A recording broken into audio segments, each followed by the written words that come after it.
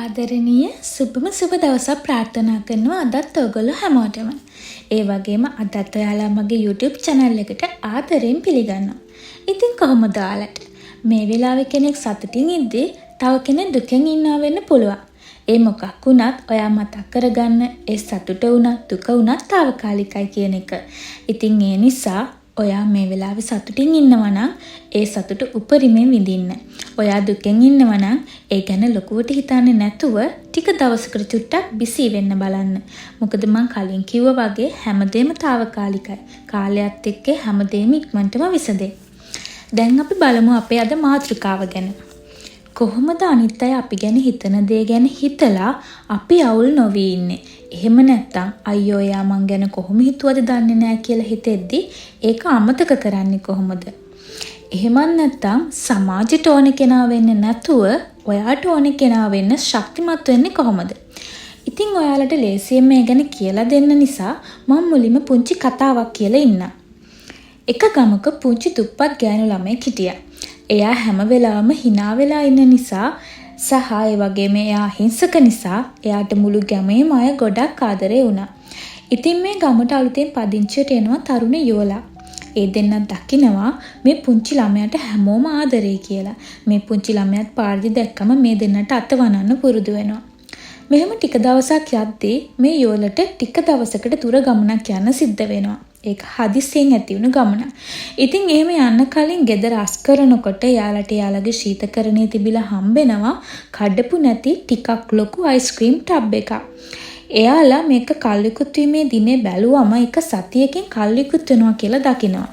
ඉතින් දාලා ගියොත් මේගොල්ලෝ ආපහු වෙද්දි මේක කල්ලිකුත් වෙලා තියෙන නිසා මේගොල්ලෝ තීරණය කරනවා මේ අයිස්ක්‍රීම් ටබ් එක අර පොඩි ගෑනු ළමයාට දෙන්න. මොකද ඒක ඒගොල්ලන්ට තියාගත්ත කියලා වැඩක් නැහැනේ. ඉතින් පහුවෙන්ද උදේ මේ යුවල එයාලගේ ගමන යන අතර අර පොඩි ගෑනු ළමයාට කතා කරලා අයිස්ක්‍රීම් ටබ් එක දෙනවා. කවදාවත් මෙච්චර ලොකු අයිස්ක්‍රීම් ටබ් එකක් හම්බෙලා නැති මේ ගෑනු ළමයා ඒක හරිම සතුටින් අරගෙන එයාලට ස්තුති කරලා ගෙදර දුවනවා. එදා ඉඳන් මේ පොඩි ගෑනු ළමයා අර යුවල එතනින් යන හැමදාම පාර බලාගෙන ඉඳලා වෙනදටත් වඩා සතුටින් ඉතාමත් වේගයෙන් අතවනනවා. ඉතින් ඔහොම ටික කාලයක් යනවා. එක දවසක් මේ පුංචි ළමයාට ආරංචි වෙනවා එයාට අයිස්ක්‍රීම් දුන්න නැන්දට අසනීපයි කියලා. මේ ගෑනු ළමයාට ඒ නැන්දව බලන්න යන්න ඕනේ වෙනවා. මේ ගෑනු ළමයාගේ අම්මට කොච්චර ඇඬුවත් ලෙඩෙක් බලන්න යන්න හිස් අතින් යන්න බැරි නිසා ඒ අම්මා ඒ ගමන ප්‍රතික්ෂේප කරනවා. ඒත් මේ පොඩි ළමයා අන්තිමට එයාට නත්තලට ඇඳුමක් ගන්න දුන්න සල්ලි අම්මට දීලා කියනවා ඒකෙන් මොනවා හරිම අරගෙන ආය නැන්දා බලන්න යන් මට යන්න ඕනෙමයි කියලා. ඉතින් ඒ අම්මාත් ගමේ තියෙන හොඳම එළවලු කඩේට ගිහින් හොඳම එළවලු ටිකක් අරගෙන රසම රස සුප් එකක් හදනවා. ඒ සුප් එක රස්නෙන් ගෙනියන්න ඕනේ නිසා අවුරුදු ගාණක් ගෙදර හංගලා තිබුණු භාජනයක් ඒ කියන්නේ රස්නේ රැඳෙන භාජනයකුත් එළියට ගන්නවා. අර පුංචි ළමයාට හරිම පුදුමයි මොකද එයා කවදාවත් ඒ භාජනයත් ඇකලා තිබුණේ නැති නිසා. ඉතින් මේ පුංචි ගෑනු ළමයා එයාගේ අම්මා එක්ක අසනීපෙන් ඉන්න නැන්දා බලන්න රසම රස සුප් එකකුත් හදන් යනවා. ගිහින් ඒ සුප් එක නැන්දට දීලා සුවදුප් බලලා ගෙදර එනවා. ඉතින් මේ ගෑල්ලමට හරිම සතුටුයි. මොකද එයාට ලොකුම ලොකු අයිස්ක්‍රීම් ටබ් එකක් දුන්න නැන්දට එයාට පුළුවන් උපරිම හොඳ දෙයක් දෙන්න පුළුවන් වුණ නිසා. ඒත් අර නැන්දා මේ පුංචි ගෑනු ළමයා එයාගේ අම්මා යනකම් ඉඳලා එයාගේ මහත්තයාට මෙන්න මෙහෙම කියනවා. මේ මිනිස්සු හරිම දුප්පත්. එදා වේල කන්නේත් හරිම අමාරුයි. මේ සුප් එක හදන්න එළවලු කොහෙන් හරි ගන්න නැති අඩුවට. අනිත් එක ඒ ගෙවල් හරිම පොඩි. මේක පිරිසිදුවට හැදුවද දන්නේ නැහැ. මට බෑ මේක බීලා ආපහු ලෙඩ වෙන්න. මෙන්න මේක විසිකලා දාන්න. එතකොට යාගේ මහත්තයා කියනවා අපිත් කල්ලිකුත් වෙන්න ලං වුණ අයිස්ක්‍රීම් දීපු නිසා එයාලත් කුණු වෙන්න ලං වුණ එළවලු වලින් මේ සුප් එක හැදුවද දන්නේත් නෑනේ කියලා. ඉතින් අන්තිමට අර පුංචි ළමයා නත්තලට ඇඳුමක් ගන්න තිබ්බ සල්ලි වලින් අලුත්ම එළවලු අරන් හදපු සුප් එක නිකම්ම එළියට විසිකලා දානවා. ඉතින් අපේ අද මාතෘකාවත් මේ කතාව වගේ තමයි.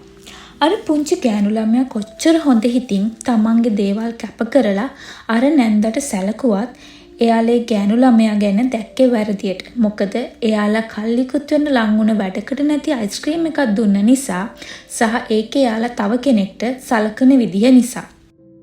ඒ වගේම තමයි අර ගෑනු ළමයා එයාට හම්බුන කල්ලිකුත් වෙන ලඟුන අයිස්ක්‍රීම් එක දැක්කේ. ඒක හරිම ලොකු තෑග්ගක් විදිහට. මොකද එයා ඒක අරගෙන අර යුවල ගැන හරිම ආදරණීයව හිතුවා. ඒකට හේතුව ඒ ගෑනු ළමයා හරිම හොඳ, තව කෙනෙක්ට Tamanට පුළුවන් උපරිම හොඳ දෙයක් දෙන කෙනෙක් නිසා. ඉතින් ඔයා කොච්චර හොඳ දෙයක් කළත්, කොච්චර ලොකු කැපකිරීමක් කළත් සමහර වෙලාවට ඔයා ගැන තව කෙනෙක් වැරදියට හිතන්න පුළුවන්. ඒක යාගේ මට්ටමට. සමහර වෙලාවට ඔයා නොහිත කරන දෙයකින් තව කෙනෙක්ට වැරද්දක් වුණොත් ඒක වුණත් එයා වැරදියට හිතන්න පුළුවන්. හැබැයි ඔයාගේ හිතේ කොයිම වෙලාවකවත් එයාට වැරද්දක් කරන අදහසක් තිබුණේ නැහැ.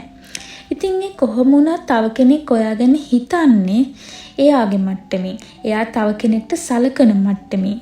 ඒ නිසා අනිත් කවුරුවත් හිතන දේවල් ගැන ඔයා කොච්චර හිතුවත් වැඩක් නැහැ. මොකද ඒක වෙනස් කරන්න ඔයාට බෑ. ඒක එයාගේ తত্ত্বය. මේක අපි තව කෙනෙක්ට සලකන විදිහ අනුව විතරක් නෙමෙයි, ඔයා අඳින විදිහ, ඔයා කතා කරන විදිහ, ඔයා හැසිරෙන විදිහ අනුව අනිත් මිනිස්සු හිතන දේ අදාළ නැහැ කියන එකටත් ගන්න පුළුවන්. ලස්සන විලාසිතාවක් කියලා හිතලා අඳින ඇඳුමක් තව කෙනෙක්ට වැරදියට පේන්න පුළුවන්. ඔයාගේ පාට කරපු කොණ්ඩේ තව කෙනෙක්ට වැරදි වෙන්න පුළුවන්. මොකද එයා හැදුණු පරිසර මට්ටම නිසා. ඔයාට දරුවෙක් නැති එක, ඔයා හරි වයසේදී විවාහ නොවුන එක වුණත් එහෙමයි.